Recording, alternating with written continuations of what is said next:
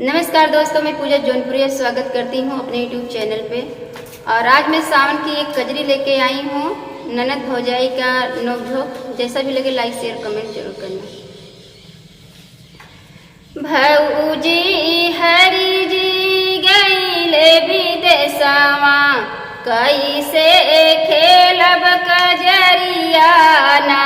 भौजी हरि जी गईले विदेशवा, कैसे खेलब कजरिया ना। ससुगरिया मई मोर बिरनवा, बोलिया बोलई हो नदिया, कैसे खेलब कजरिया ना। भौजी हरि जी गईले विदेशवा, कैसे खेलब कजरिया ना। भौजी हरि जी गईले विदेशवा, कैसे खेलब कजरिया ना। जेठनी मोरी अलगे करावई, ननदी लगावई झगड़वाना। जेठनी मोरी अलगे करावई, ननदी लगावई झगड़वाना।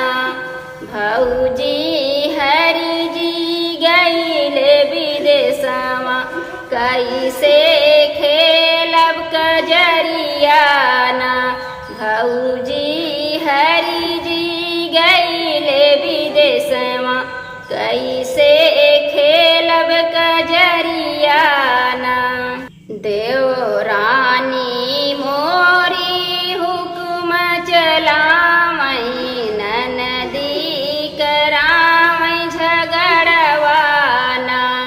देवरानी मोरी हुक्म चलावई, ननदी करावई झगड़वाना। भौजी हरि जी गईले विदेशवा, कैसे खेलब कजरिया ना। ननदी मोरी गवन न जाई, ननदी मोरी ससुर न जाई, हमसी करे रगरवाना। भौजी हरि जी गईले विदेशवा, कैसे खेलब कजरिया ना। भौजी हरि जी गईले विदेशवा, कैसे खेलब कजरिया